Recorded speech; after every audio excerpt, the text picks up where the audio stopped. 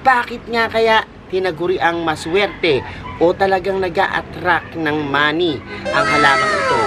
For example, kung may business po tayo, magandang-maganda po yung hugis ng dahon ng na yung kulay po niya ay nag-i-invite ng positive vibe sa bawat bahay. Mayroon po siyang positibong epekto sa ating kalusugan. Hello everyone! This is Sir Misunawa Pini Dino Park and Echo Garden and welcome back sa ating YouTube channel. And for today's video, maswerteng usapan na naman po tayo, no? Dahil ang ibibida natin ngayon ay isang halaman na talaga namang sikat na sikat, ano? Ito po yung golden pothos.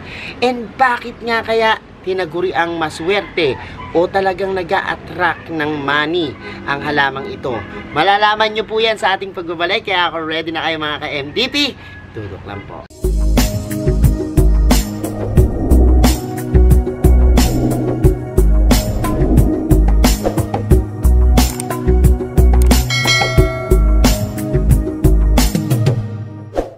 And we're back mga ka-MDP.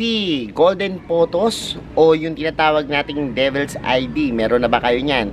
Kasi sa totoo lang, itong halaman na to, isa sa mga halamang madadaling alagaan at syempre meron siyang kakayahang maparami, no?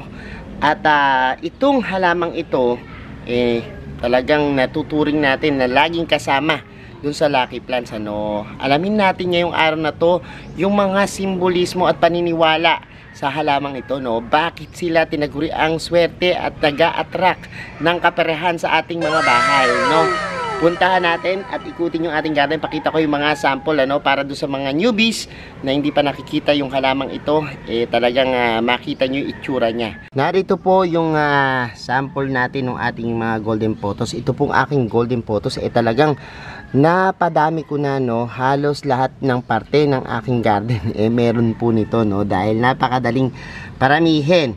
I'm sure yung iba sa inyo nagkakagulo na rin po yung mga golden pothos, ano, dahil nung nakausuhan yung paghahalaman noong pandemic, marami po yung nagbebenta nito at marami rin ang bumili, no. Marami pong varieties ng mga pothos, ano. Meron po tayong neon pothos, manjula, meron po tayong marble queen, meron pong mga maliliit, ano. Pero ito pong ating golden pothos, yung matuturing nating pinakauna o karaniwan na nakikita, no. Tinagurian po siyang money plant, no. Bakit ba siya tinaguri ang money plant? Dahil po ito nakakahatak ng enerhiya sa kalikasan, ano, na sinasabi po na siya po ay may kaugnayan sa pagpapalago ng ating kabuhayan.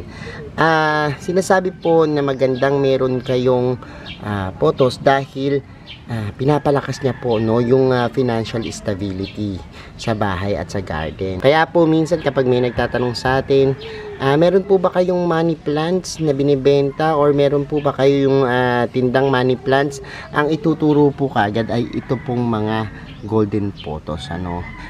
Napakaganda po nung kanyang itsura, no, at eleganteng pang display sa bahay. Pwede po siya sa tubig, pwede siya sa lupa, at even po kapag halimbawa kumapit na sila, no, sa mga pole, pwede nyo po yung ikat, ano, at mabuhay sa hangin, ano. Yung hangin ang nagbibigay sa kanya ng sustansya, yung hangin na nagbibigay sa kanya ng tubig, dyan po sila kumukuha, no. So napaka versatile nitong halamang pothos or golden pothos, ano. Isa rin po sa tinitingnan ay yung shape ng leaves, no, ng mga golden pothos. Sila ay round, ano. Kapag round po or mabibilog, tinuturing po yan na pera, no. At sinasabi nga po na ang hugis ng golden pothos ay naghahatak ng pera, no. Siya ay may kakayahang paunlarin yung ating bahay at syempre yung negosyo ng ating pamilya. At pinapataas po nito yung pagpasok ng kayamanan at malakas po siya mag-attract, ano, ng abundance and wealth.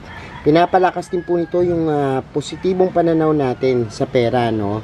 For example, kung may business po tayo, maganda po yung hugis ng dahon ng potos sa pag-attract po, ano, ng magaganda at ideal na pagkakakitaan, ano. Kaya po maluwag yung pagpasok ng swerte sa ating pong mga tahanan. Pagdating naman po sa kulay ng kanyang mga leaves, no, makikita nyo po yung golden pothos, no, iba siya dun sa mga ibang halaman, no, na yung iba green lang, puti, ano, pero this one po, yung kanyang gold na kulay na may halong green, yan po ay maswerteng maswerte, no. At sinasabi po na yung kulay po niya ay nag-i-invite ng positive vibes sa bawat bahay. Yung gold po, sumisimbolo po dun sa pera, sa wealth, and yung green naman po, yun ay sumisimbolo sa pag-asa, sa hope, and syempre, kapag meron po tayong pangarap at pag-asa sa buhay, maaari po yung matupad, ano, kapag meron po kayong ganitong halaman, yung golden pothos. Napakaganda po ng kulay niya kasi ito po may iba't ibang variations, ano, iba't ibang dahon, maaaring makabuo po ng iba't ibang design sa pamamagitan po ng kanyang mga kulay. Ang golden pothos din po ay tinuturing na protector, ano. Yan po yung simbolismo niya. Hindi lang po sa swerteng daladala niya, kundi ito po'y nagiging pantaboy din po natin, ano, sa mga kamalasan sa ating buhay. Pinapalayas niya po yung mga negative energy at sinasabing pinoproteksyonan tayo from evil, ano. Dahil nga po itong ating pothos ay may simbolismo din po ng liwanag, ano, at alam naman natin na ang kadiliman ay sign of negative vibes, ano, at ang mga evil spirits ay takot sa liwanag, ano. Kaya po napakaganda ng simbolismo ng ating golden pothos, no. Siya yung sumisimbolo ng ilaw sa isang madilim na lugar, ano. At kapag nasa kadiliman po kayo or nasa pinaka lowest part kayo ng inyong buhay, ang golden pothos ay isa sa mga ilaw na talagang magpapaliwanag sa inyong paligid at bibigyan kayo ng panibagong pag-asa. Pero bukod po dyan sa mga nabanggit natin, ang pinakamahalaga dito sa ating tanim na golden pothos, siya po yung napakaraming benepisyo, no. Mayroon po siyang positibong epekto sa ating kalusugan. At sa pungsoy po or sa mga paniniwala ng pampaswerte, kapag mas marami ka pong positibo o benepisyo na nakukuha sa isang halaman, sila po ay talagang maswerte, no. Ito pong golden pothos natin, siya po ay nagpapalamig ng temperatura sa paligid, ano.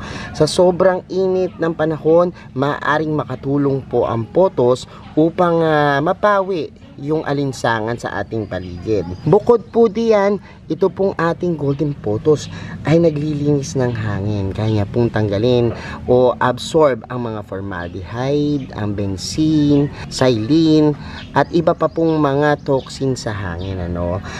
Yung mga pollutants po, mga alikabok, at kung ano-ano pang mga dumi ng hangin ay kaya niya pong linisin. Sa pag-aalaga rin po ng ating golden pothos, nababawasan po o pinabababa nito yung stress level, no.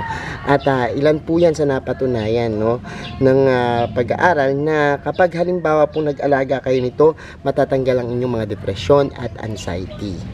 Kaya nga po, ang halamang ito ay tinuturing na maswerte dahil po kapag magandang benepisyo sa isang tao at sa isang individual ay nakakapag-isip siya ng mas maganda, nakakatulog siya ng mas maganda, at dahil dyan napaka-produktibo ng isang tao kapag mayroon siyang sapat na pahinga, no.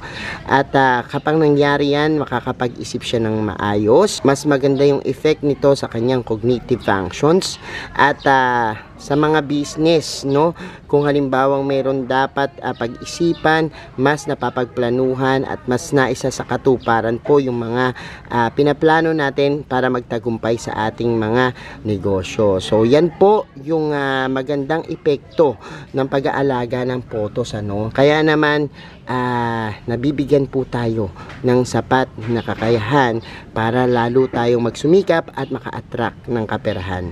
So ayan mga ka-MDP, napanood nyo na po yung ating vlog for today at nakita nyo na po no, yung ating mga photos. Meron na ba kayo niyan sa inyong mga bahay? Dahil kung wala po no, naku parang kayo na lang wala dahil itong photos napaka-popular ano, at marami talagang may gusto. At sa pagdaan ng panahon, mabilis paparami, kaya naman yung iba sa atin, ang dami-daming nagagawang plant styling at nagagawang paraan sa pagdi-display ng mga photos na ito. No?